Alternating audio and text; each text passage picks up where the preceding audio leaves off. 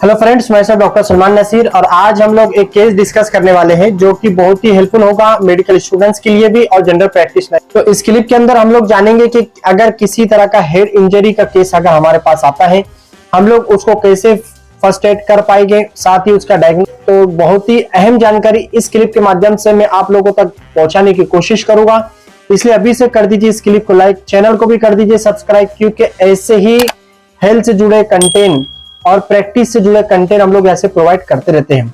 दोस्तों, सबसे पहले मैं आपको बता दूं कि ये हेड इंजरी जिसका ताल्लुक चाहे स्काल्प से हो, चाहे ब्रेन से हो, चाहे नेक से हो, चाहे फेस से हो, ये पूरा हिस्सा माना जाता है। यानी जब भी हमारे पास हेड इंजरी का पेशेंट आता है, कुछ क्वेश्चंस हमको उसके साथ जो आए हैं उनसे करना है।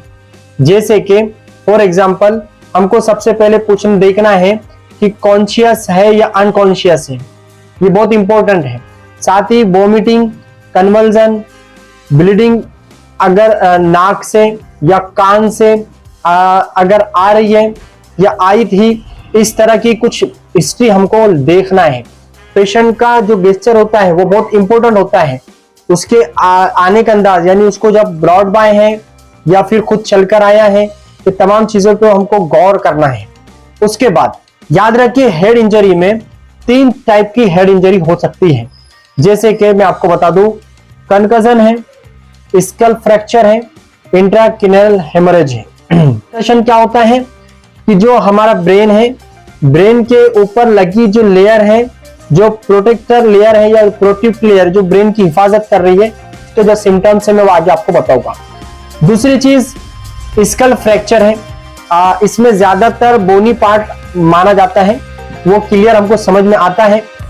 तो स्कैल्प के ऊपर आमतौर से जो हमारा एग्जामिनेशन होगा वो क्या होगा कि हेमाटोमा यानी खून जमा हो जाना, जिसको बॉगी स्वेलिंग भी कहते हैं।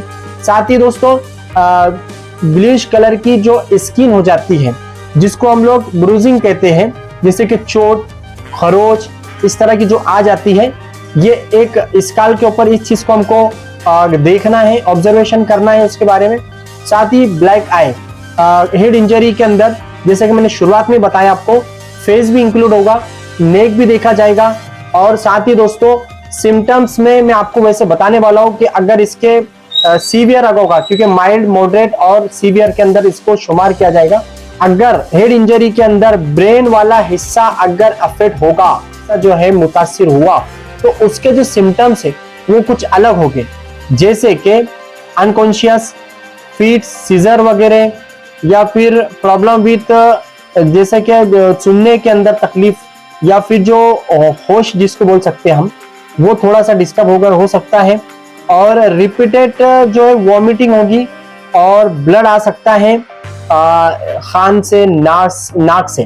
तो ये जो सिम्टम्स मैंने अभी आपको बताया, ये हेड इंजरी के अंदर ब्रेन वाला हिस्सा अगर अफेक्ट होता है तो उसकी वजह से ये सिम्टम्स सामने नजर आएंगे। यानी बहुत ही आसान है कि अगर माइल्ड अगर कुछ सिम्टम्स है तो उसके लिए हम लोग प्राइमरी फर्स्ट एड तो आसानी से कर लेते हैं, लेकिन अगर इस तरह के कुछ सिम्टम्स आ रहे हैं, ऐसे वक्त में फौरन हमको इमरजेंसी का जो फॉर्मूला है, जिसको आप लोग जानते हो ABC, यानी कि एयरवे उसका हमको देखना है, ब्रीथिंग उसकी चेक करना है और सर्कुलेशन देख लेना है। ऐसे वक्त में ज्यादातर ये होता है दोस्तों कि ब्लड सर्कुलेशन या ब्लड प्रेशर जिसको कह सकते हैं हाइपोटेंशन, यानी कि बीपी कम होने के चांसेस बहुत होते हैं। CSF की लीकिंग, तो दोस्तों एग्जामिनेशन के दौरान ब्लीडिंग, जैसे कि मैंने बताया आपको, नोज से, ईयर से। साथ ही CSF ये सेरिब्रोस्पाइनल फ्लूइड जो है, अगर इसका भी लीकेज हो रहा है कहीं से, तो इस पे भी हमको ऑब्जर्व करना है, इस चीज को भी देखना है प्यूपिल्स पर। और उसके साथ ही हमको जो मसल्स की टर्न है, साथ ही न्यूरोलॉजिकल जो वीकनेस अगर किसी लिम्स के अंदर है, तो वो सब चीजों को भी हमको ऑब्जर्व करना होगा। साथ ही पल्स रेट पर भी हमको ऑब्जर्व करना होगा। तो इस तरह से ड्यूरिंग एग्जामिनेशन हम लोग को हेड टू टॉय, सर के बाल से पैर के नाखून तक के हम लोग को बहुत ही अच्छे से एग्जामिनेशन करना है। उसके अलावा जैसे कि मैंने आपको बताया ABC फार्मूला हमको यूज करना है।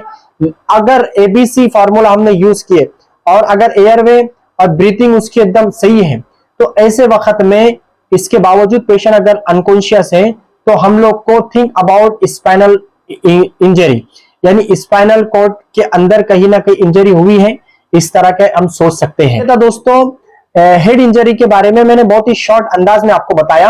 अब हम लोग क्या कर सकते हैं, फर्स्ट प्राइमरी बेस पर सबसे पहले जो सिम्टम्स हैं वो सबसे पहले उन चीजों पे ध्यान रखेंगे कि सिम्टम्स किस तरह के हैं, तो सिम्टोमेटिक इसका जो है हम ट्रीटमेंट करेंगे। अगर ब्लीडिंग है तो उसके हिसाब से ड्रेसिंग करेंगे, स्यूचरिंग की जरूरत पड़ सकती है। साथ ही उसको हम प्राइमरी लेवल पर जैसे कि देखते हैं हम जो हादसों का या हेड इंजरी का जो सोर्स होते हैं, फॉल डाउन, गिर जाना, किसी चीज का लग जाना या एक्सीडेंटल, यानी कि आरटीए, ज्यादातर आरटीए वाले केसेस में हेड इंजरी देखी जाती है, या फिर बच्चों के अंदर, छोटे बच्चों में भी इस तरह की कुछ चीजें देखी जाती है। तो ऐसे वक्त में बहुत ही सिंपल चीज ये है समझने की कि अगर ब्लीडिंग वाली वॉमिटिंग होती है तो वहां पर और ईयर से और उसका जो होश अगर हो रहा है, कुछ ऐसे डेंजरस साइंस है जैसे कि सीजर से, फीट से और अनकॉन्शियस है और 4-6 घंटे हो गए वो होश में नहीं था, और इस तरह से यानी कि बीपी का डाउन हो जाना, और जो बैलेंस है वो जो है बराबर प्रॉपर नहीं हो पा रहा है, एमनेशिया है, भूल रहा है, कुछ उसको याद नहीं आ रहा है, ये एक डेंजरस साइन माने जाते हैं। ऐसे में हम लोग का काम है सिर्फ कि हम जो वुंड है उसको हम ड्रेसिंग कर दें, प्राइमरी उसको कोई सिम्टोमेटिक दर्द वगैरह की दवा देकर हम फौरन उसको हायर सेंटर रिफर कर दें। अब स्कैनिंग के हायर सेंटर में क्या होता है दोस्तों कि इस तरह से अगर कोई मेजर प्रॉब्लम आ गई है हेड इंजरी के बाद, या कोई मेजर सिम्टम्स अगर आ गए हैं, तो ऐसे में दोस्तों स्कैनिंग बहुत इंपॉर्टेंट होती है। इसलिए हम टाइम अपने पेशेंट का बचाकर हायर सेंटर अगर उसको जल्द से जल्द रिफर करते हैं तो उसको बहुत फायदा होगा, वहां उसका प्रॉपर गाइडेंस उसको मिलेगा, प्रॉपर ट्रीटमेंट उसको। और इसके अलावा दोस्तों इसमें ऑब्जर्वेशन बहुत इंपॉर्टेंट होता है।